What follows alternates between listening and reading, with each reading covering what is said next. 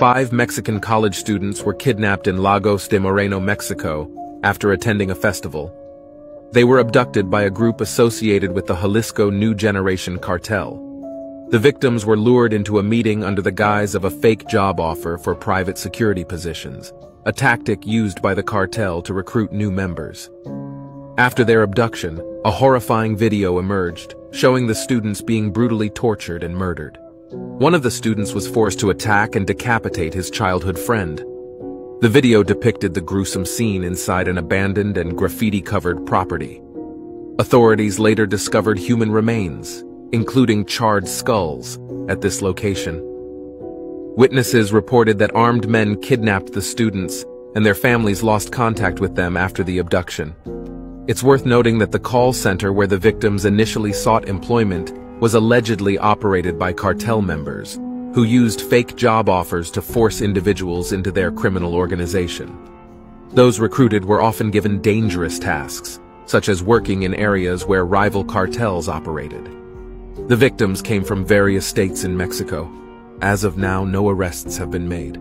It's just a cigarette, and it cannot be that bad. Honey, don't you love me, and you know. This Mackenzie Shirilla situation is wild. She's this 19-year-old Ohio teen who last summer was driving in a Toyota Corolla with her boyfriend Dominic Russo and his friend Davian Flanagan. And then when the car turned onto the road, it suddenly accelerated, jerking left and right until it barreled head-on into a brick wall at 100 miles per hour. And when first responders arrived, the 2 men were pronounced dead. At the scene, Mackenzie was found unconscious and trapped inside the mangled car. But instead of getting hit with manslaughter charges, she got slapped with multiple counts of murder. And that's because prosecutors allege that this was no accident, saying that she actually crashed the car on purpose because she was trying to kill her boyfriend with whom she had a tumultuous relationship, and that his friend was just collateral damage. With them pointing to evidence like a computer analysis showing that she floored it without ever making an effort to slow down, going so fast her fuzzy Prada slipper was found stuck to the gas pedal. Plus, a few days before the crash, Mackenzie took the same obscure route, apparently plotting her crime. And so all that leading to this week, where she was found guilty on all counts, and the judge saying she had a mission and she executed it with precision. And you can see her sobbing uncontrollably as the judge reads her verdict. Her actions were controlled,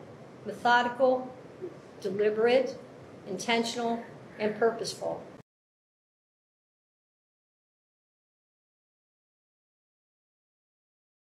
An Australian man who sent 23 satchels of feces and urine to Leonardo DiCaprio and Jared Leto has appeared in court. Veronica Gray from Western Australia was alleged to have sent frozen packages to the actors, detailed as Valentine confectionery. The international parcels were sent in February and were only discovered when one of them ruptured and leaked on an Australia Post worker. The man pleaded guilty to 5 charges of using a postal service to menace, harass, or cause offence, which the prosecutor said carries a maximum of 12 months jail, a $16,000 fine, or both, but Gray was given a $3,000 good behaviour bond. A psychiatric report stated Gray had acted on the idea without considering the consequences due to a mental impairment. His lawyer said Gray shares the same passion for the environment as the actors and intended to magnetise them to Australia. The court ultimately ruled it wasn't motivated by malice, but that a penalty was needed for general deterrence of male offences.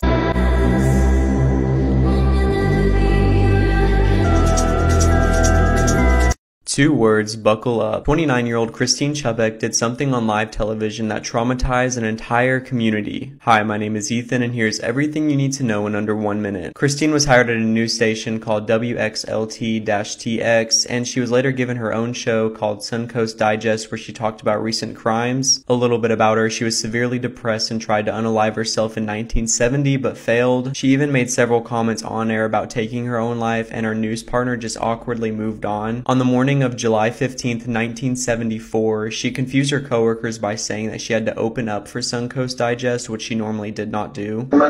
Immediate and complete reports of local blood and guts news. TV40 presents what is believed to be a television first, in living color, exclusive coverage of an attempted suicide. She then drew a weapon, unalived herself, and the broadcast rapidly went black. Washing dishes with Ted Bundy. She had no idea her friend had already K. Led 17 women when this photo was taken. Let's enhance it with Sharp AI. Many believe the only reason she was safe was because she was blonde, and Ted Bundy targeted brunettes, as they reminded him of his ex-girlfriend. He reportedly thought about Mert 3 or 24/7s, so even at a birthday party with a smile on his face, Are his eyes revealing of who he really is?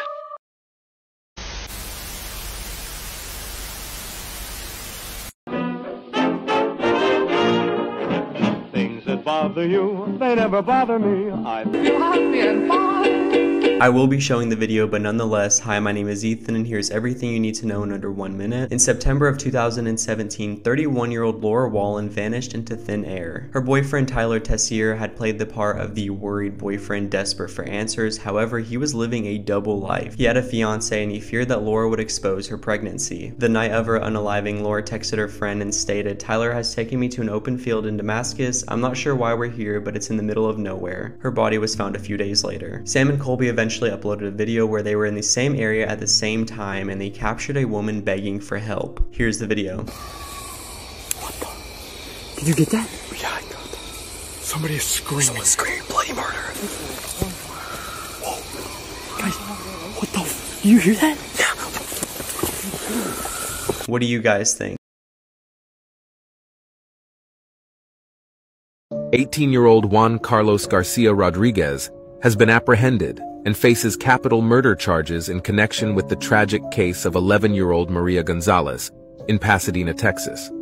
His identification crucially relied on a key discovered near the victim's remains at an apartment complex, although this key did not belong to Maria's apartment. Garcia Rodriguez had been residing at the complex for several weeks before the crime. DNA samples were collected from him and other individuals during the investigative process. Notably, Garcia Rodriguez refused to return the key when asked by his roommates, and only after he left did it become evident that the key unlocked his own unit. The nature of the relationship between him and the victim remains unclear.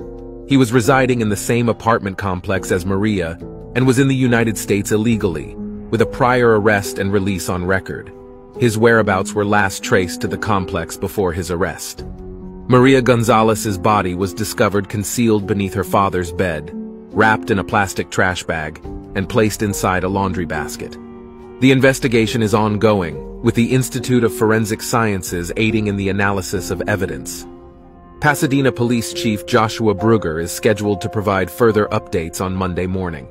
Currently, Garcia Rodriguez awaits extradition to Texas after his apprehension in Shreveport, Louisiana. At 911, what's the location of your emergency? I just got hit by a train. Okay, where are you? I'm off the path of the park in downtown Melbourne. Okay, were you walking or were you driving? No, I was walking. Okay, but you're okay? Like you sound like you're... No. Okay, are you still on the tracks? No. Is there anybody around you that you can I don't see flag down? No. Okay, hold on a second. I'm going to try and figure out where you are, okay? Okay. And you're off the tracks, correct? Yes. Okay. How old are you, sir? 17. And what part of your body was hurt? My legs. Okay. Are they broken? I think it cut them off. It cut them off? 911, what is the location of your emergency? Oh, please. Hello? I had a boa constrictor stuck to my face. Ma'am, you have a what? Boa constrictor. You have a boa constrictor stuck to you? It's a house. I'm outside with it. You're outside with a boa constrictor stuck to your face? Yes. Okay. I just rescued it yesterday, please. You arrested the boa constrictor yesterday? I rescued it. You rescued it. Okay. All right, stay on the line, please. Ma'am, I've notified the ambulance. Is the Please, Maddie, get it on my nose. Ma'am, I've notified the ambulance and the fire and the police department. So the boa constrictor has a hold of your nose? Yes. Can you pry its jaw open if you pinch no, its jaw? No, I'm trying. There's blood everywhere. Okay, and its jaw won't open? No. Okay, how big of a snake are we talking, ma'am? She's like 5.5 feet. 5.5 feet? And you said you rescued it yesterday? Yes, I rescued 2. You rescued 2. Is the other one put away? Yes. Okay. All of my snakes are put away. Oh no. No, no, no, no, no, no, no, no, no. scariest videos I found online. We bet you can't watch the whole video. The last one scares me. A woman is hearing weird noises in her home. She goes to investigate. This is what happens.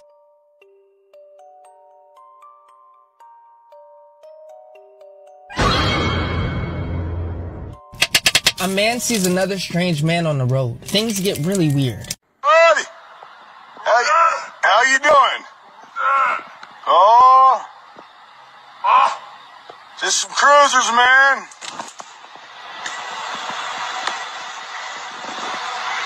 That's crazy. He's crawling at me like he's dead. What's up, dude?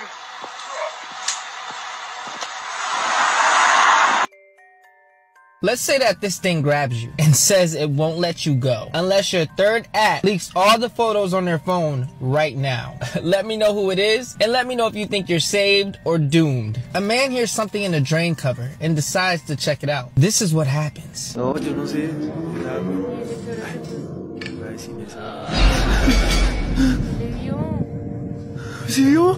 Should I do a part 4? YTV News understands that 2 people have been arrested in Pakistan as police hunt for the father, stepmother and uncle of 10-year-old Sarah Sharif. She was found dead in a property in Woking earlier this month. Sejal Karia has been following the case. And Sejal, just talk us through how this police investigation is progressing. Well, it's now been almost 2 weeks since Sarah Sharif's body was found alone at the family home in Woking in Surrey after her father made an emergency call to Surrey police from Pakistan's capital, Islamabad. Officers then found the 10-year-old with extensive injuries, which the police said had been caused over a long period of time. Now, Pakistan police have now told us that they've arrested 2 people, both believed to be close relatives of Sarah's father, Urfan Sharif. He, his partner Bainash Batul and his brother Faisal Malik left for Pakistan the day before Sarah's body was found. A manhunt to find them there is still underway. We've been told that the arrests were made by Pakistan's Federal Investigation Agency late last night in the northeastern city of Jhelum, and that the 2 relatives have been taken to a secret location for questioning. Inquiries, we understand, are also underway to locate and speak with Bainash Batul's family, who are believed to be in the city of Mirpur, about an hour's drive from Jhelum. If you're terrified of clowns, you need to turn off this video. I just watched one of the most gruesome movies of my life, Terrifier 2. Oh my god, what a film. So I was contacted by the amazing Signature Entertainment and they asked if I wanted to watch a film early, so I booked out the whole cinema room and watched it, and oh my god, what an experience. Art the Clown is absolutely terrifying in this. Like, if you think he's bad in the first one, wait till you see this. But before that, here's the plot. Resurrected by a sinister entity, Art the Clown returns to Miles County to terrorise a teenage girl and her younger brother on Halloween night. And I can confirm he definitely does that. I love gruesome and gory films, right? But I literally was cringing and I had to cover my eyes at one point because this film is so intense and it looks so real. And the runtime's over 2 hours, so you've got 2 hours of Art the Clown being as chaotic and terrorising as always. Terrifier 2 arrives in the UK on the 24th of October, so be sure to watch it, but not if you've got a weak stomach. If you want to see my reaction, look at the video before this, it's great. What kind of mother drives their 6-year-old child to the highest bridge they can find and then throws them off the edge? This kind. This is Gillian McCabe, and this is the murder of London McCabe. London was born in 2008 in Oregon to parents Gillian and Matt. In 2011, he was diagnosed with severe autism. He was described by his teacher as an animated, expressive little boy who was full of love. He loved to sing and make people laugh. London was the centre of his parents' world, but when Matt was diagnosed with MS, it all became a bit too much for Gillian, and in 2014, she began researching ways to kill her son. Prosecutors would later use her search history in her trial. On November 3rd, 2014, Gillian put London in the car, drove to Yaquina Bay Bridge in Newport, walked him to the edge, lifted him up and threw him over the side. She then calmly walked back to the car, and as she heard her son's body hit the water, she dialed 911 and told them what she'd just done. Police had to then ring London's dad Matt and ask him to corroborate the story and make sure London wasn't with him. They then had to tell him that his son was missing, presumed dead, after being thrown off the edge of a bridge. Boats and divers were dispatched, and just a few hours later, London's lifeless body was pulled from the water. The most horrific thing is that the fall didn't kill London. It broke his bones, but what ultimately killed him was drowning. Gillian was arrested and charged with murder. Her internet history showed that she'd searched things like temporary insanity, insanity defence, and different ways to kill a child, such as stabbing or dropping from a 133-foot bridge, the exact height of the bridge that she dropped London from. Medical records show that she'd admitted herself into hospital a couple of times, claiming that she was suffering from mental illness, but that she was given a clean bill of health both times and discharged. Prosecutors in Gillian's trial said that London's murder was carried out with much calculation and that she'd faked mental illness in the hopes of getting off with a lighter sentence. Gillian was found guilty and was sentenced to life with a minimum of 25 years. In a statement from London's dad Matt, he said, "I can't say enough about this boy. He was my pride and joy. He was the centre of my world, and his loss leaves a hole in the centre of my universe. If you know an autistic individual, they need love too, probably more than you and I."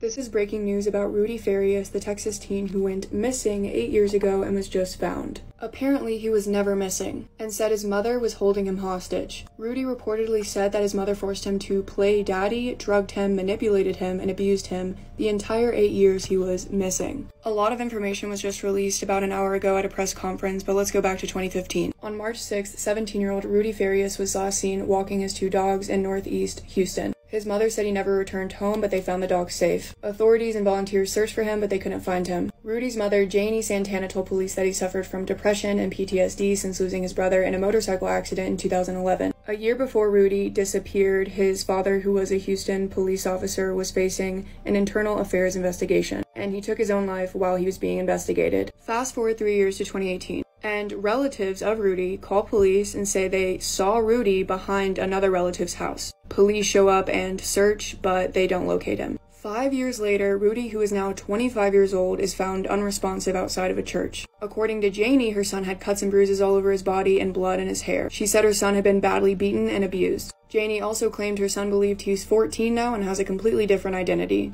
But get this, Rudy was found with his mother's credit card that was issued 2 years ago. So how did he get that card if he's been missing for 8 years, like she claims? If that's not weird enough, neighbors of Rudy came forward to the media and said that Rudy was never missing, and he's been living in this house with Janie the entire time. And they know that because Rudy would occasionally walk over to their garage and hang out. When confronted about this, Janie said that the neighbors were confusing Rudy with her nephew. But when they looked at a picture of her nephew, they were like, no, that's not who we saw Rudy. So police want to interview Rudy and find out what has happened the past 8 years. But Janie is saying that her son is nonverbal, which is very far from the truth, because this morning Quinnell X talked to Rudy himself for about an hour and a half. Quinnell X is a community leader and counselor, and he went to mediate an interview between the family and police. When everyone arrived to the hotel, Rudy asked if he could speak to Quinnell alone, away from his mother. And after being separated from his mother, Rudy apparently went into detail about his mother's abuse, and said he was tired of living like a slave. I'm about to play some clips from the press conference that just dropped an hour ago, and just a warning, these details are extremely disturbing.